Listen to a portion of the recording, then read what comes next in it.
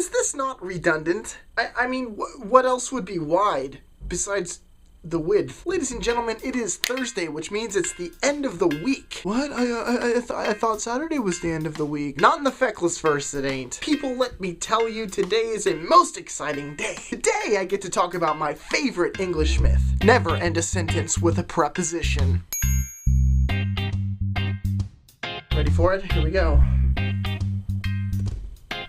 I can't tell you how many times I've heard this. Who is telling these people these rules? I don't understand. If you really want someone to blame, you can blame Robert Loth, a clergyman from the 1700s, who not only propagated this, the most heinous of all English myths, but also took part in declaring the double negative a sin against the King's English, which is just, I don't even. Okay, so real quick, why it's wrong? There are some sentences, especially short sentences, that just you can't not end it with a preposition. You want examples? Well, here you go.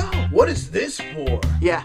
Good luck trying to make that one make any sort of sense without ending it in a preposition. For what purpose is this intended? Really? How about an old favorite of mine? Where are you from? I mean, I guess you could say that. From whence have you came? But it doesn't really mean the same thing. That more means like where did you just come from? See right there, where did you just come from? My linguistics professor in junior college used this example all the time, and his favorite way of explaining why this rule was bogus was by saying that the only way to really ask this question without ending it in a preposition was to ask something like, in which city did your mother birth you? Awkward. No one would ever say that. Here's another one you probably hear all the time. What are you looking at? And what, perchance, would you replace it with? See what I did there? At what are you looking?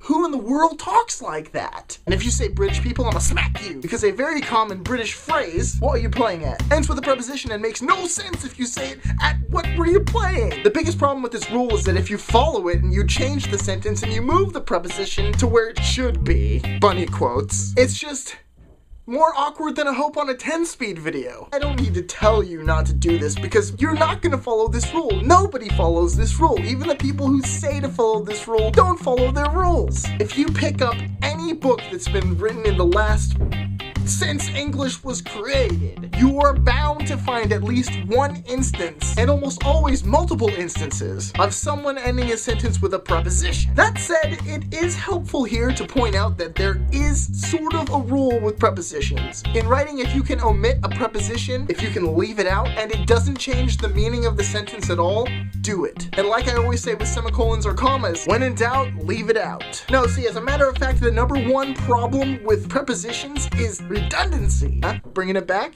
Yeah? I'll give you an example. Where are we eating at? See, in this situation, the at is redundant because you already said where. And the word where is another way of saying at which location. Another preposition that gets overused a lot is of. Like you could say, I live inside of the internet. But really, you don't have to say of. You can just say, I live inside the internet. If you could live inside the internet, that would be awesome. That's it. That's the last one. That's the last dirty lie of English instruction that I'm going to cover this week. I hope you enjoyed this week's theme. I hope you enjoyed all of the videos. Next week is themeless. We'll not have a theme. It will just be 5 different videos. If you missed the other videos from this week, check out the playlist in the doobly-doo. It's got all the videos from week 3 on it. Fairly well. See you next week. I'll leave you with a quote from the great Winston Churchill. Regarding prepositions, he was quoted as saying, "This is the sort of bloody nonsense up with which I will not put."